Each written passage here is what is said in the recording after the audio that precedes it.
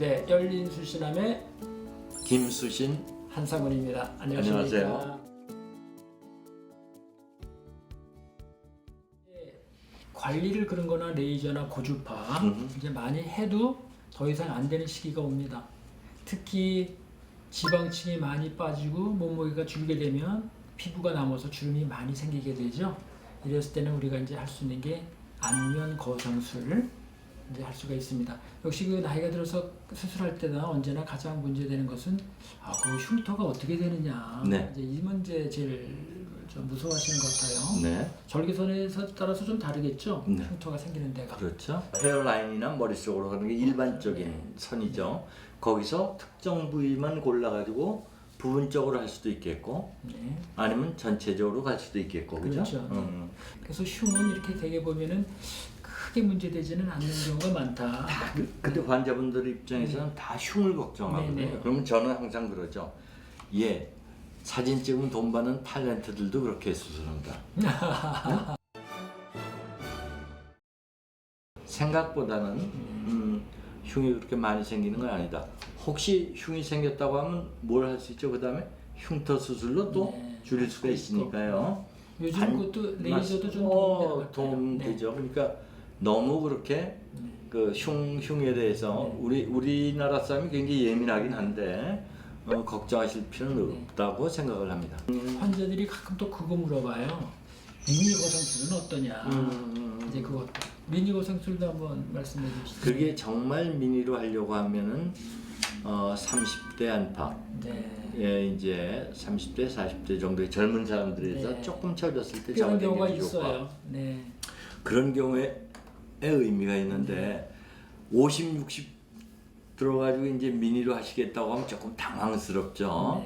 당황스럽습니다. 그러니까 미니라고 하는 것은 원칙적으로는 조금 째고 부분적으로 잡아당겨서 전체적인 효과를 얻는다는 건데 미니 리프트의 가장 큰 그 이름을 붙이게 된 이유는 그 아무래도 절개선이 작아서 그렇죠. 물론이죠. 그래서 미니 리프트의 그 특징은 우리가 풀 페이스 할 때보다 절개선이 작다.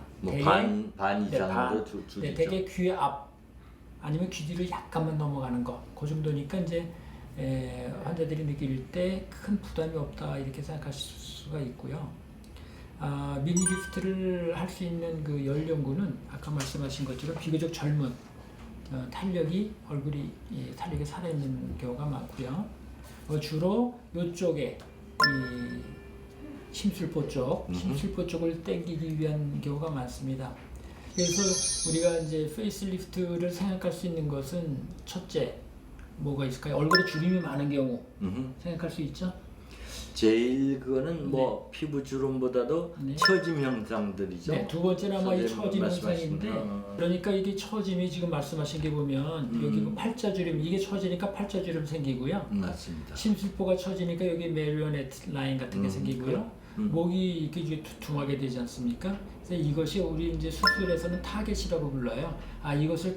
이것을 없애기 위해서 수술을 한다 이런 거니까. 그런 게 이제 타겟이 되니까 그걸 생각하시면 될 것 같고요. 처진 거는 우리가 근육을 박리해서 당기게 되면 근육 바로 위에 그 지방들이 붙어 있거든요. 그 지방들이 올라가게 되니까 갸름해지고 올라가니까 맞아. 그거 일부러 만든 게 아니라 어떻게 보면 옛날의 나의 모습에 굉장히 가깝다 이렇게 생각하실 수가 있고, 그러니까 수술은 주름을 당긴다기보다는 처졌던 근육과 지방을 올림으로써 얼굴 형태가 밑에는 V라인, 그렇죠. V라인으로 위는 바뀌죠. 약간 통통, 그래서 이렇게 젊은 형태로 바뀌어가는 것 이렇게 생각할 수 있겠습니다. 제일 겁내하는 거 합병증. 네. 이거 골치 안면 아프죠. 거상술에 합병증이 사실 있습니다. 왜냐, 수술을 쉽게 하면 합병증이 잘 안 생깁니다. 그러나 어렵게 하면은 반드시 위험성도 내포되어 있기 때문에. 그래서 이제 그것 중에 하나가 이제 안면신경을 다치는 거, 또 뭐 피부 손상을 주는 거 거의 없는데 하여튼 보고는 돼 있고. 템포러리하게 일시적으로 올 수는 당연히 있습니다. 대부분 하지만 3개월, 6개월 정도 지나면 회복이 되고요. 근데 이제 피부가 상하는 것들이 문제인데 예를 들면 기저질환이 있는 사람들, 요새 코비드 때문에도 이야기 많이 하죠. 당뇨병이 있는 분들이라든지 스테로이드 쓴다든지. 스테로이드 써가지고 상처 잘 났는데 지장을 준다든지 뭐 이런 피부의 혈류가 나빠지면은 피부가 잘 상할 수가 있기 때문에 굉장히 조심을 저희도 하고 있습니다. 그 피부 이제 괴사라고 그러는데 제일 많이 생기는 부위는 아마 이 귀 뒤쪽이죠? 것 같아요. 그런데 그것이 뭐 조금 생겼을 때 치료가 안 되는 경우는 사실 거의 없고요. 네. 대개는 치료가 되는데 안 생기면 가장 좋고 그렇습니다. 시간이 좀 걸려서 그렇습니다. 제일 겁내하시는 거 그 안면 신경 손상은 실제로 보면은 이제 수술하는 그 수술 레이어 층이 있습니다.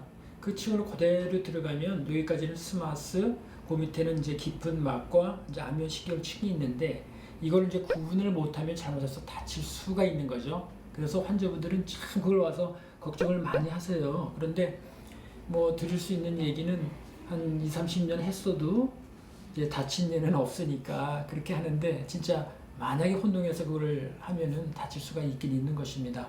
그런데 다쳤다고 해서 완전히 회복이 안 되느냐? 사실 그렇지는 않고요. 지금까지 많은 보고를 보면은 특히 여기 그 입술로 가는 거 아니면 이마로 가는 쪽이 제일 많이 다친다고 하는데 그래도 어느 정도 회복이 거의 다 많이 되는 걸로 그렇게 되어 있으니까 10년은 하시되 너무 큰 걱정은 안 하셔도 되지 않을까. 아주 절망적인 것이나 이런 건 아니니까요. 시간을 두고 놔야 된다 하는 생각을 하십시오. 오늘은 그 안면 거상술에서 또 미니 거상술 얘기도 하고요. 또 그 여러 가지 합병증 얘기도 한번 나눠봤습니다. 오늘 여기까지 하겠습니다. 네, 감사합니다. 감사합니다.